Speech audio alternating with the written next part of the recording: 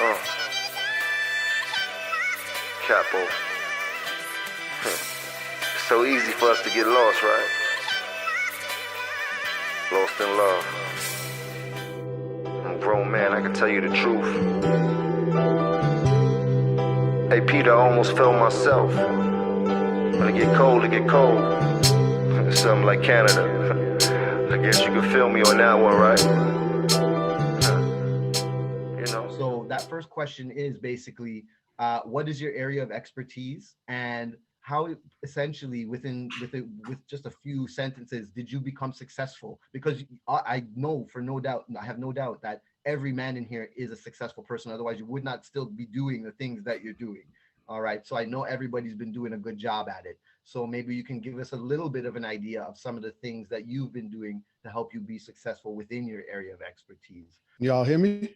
Yes, sir. What's good, everybody? Coach Stone is in the building. Yeah. My name's Danny Stone. I go by Coach Stone, and so I focus a lot. I'm a mindset and speaking coach. I've done lots of coaching, career coaching, business coaching, life coaching over the years. But my real focus is on business owners and entrepreneurs because we're the people that change the world. And so I'm really focusing on mindset, but I'm focusing on communication as well, and helping people to really craft their stories and their messages so that you got clients running to you and you don't have to chase after them.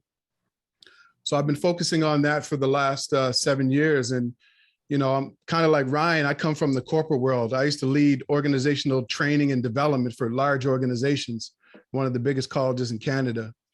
And same thing, you know, I was there for a while, 6, 7 years, and then moved into the corporate world, working in the finance area. And I just realized, I just saw a lot of sick leave and stress leave and the same conversations every day, right? One day I'm going to get out of here, or complaining about our boss or complaining about the organization. And I just started asking myself this one question.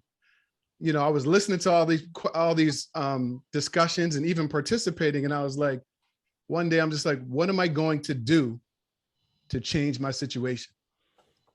And that was the one question that I started asking myself, and stopped worrying about all the things that I couldn't do and made the decision that I can do something. And at that time, I started a little side hustle, a little consulting company. I was doing consulting with big companies, coaching, training, and development, and then dropped a book at the same time on Amazon. Left secretly, nobody knew. On my very last day, I told everybody I'm out. And that's when I transitioned into the consulting, coaching, and speaking world. That was about 8 years ago. And ever since then, just been honored and blessed to speak on international stages, to work with amazing clients, to really help people see something different and do something different. That's dope. That's dope.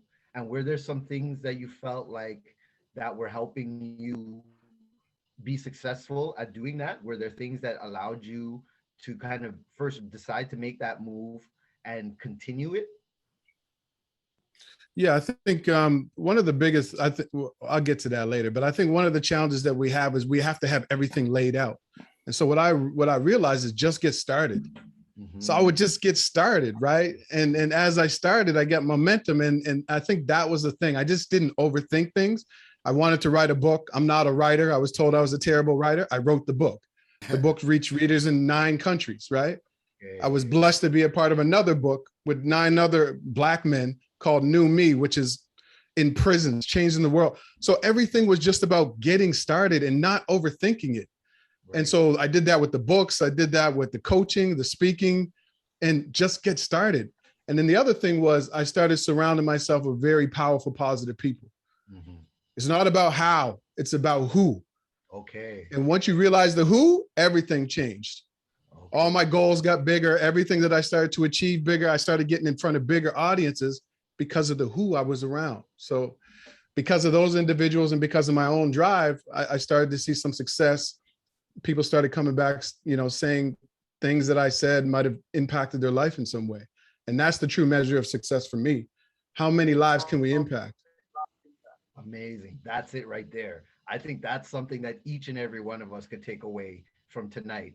Just right in the first beginning, the first minutes of a discussion, there's already a gem that that's the true measure of success. I think for each and every one of us, how many people's lives can we impact with what it is that we're doing?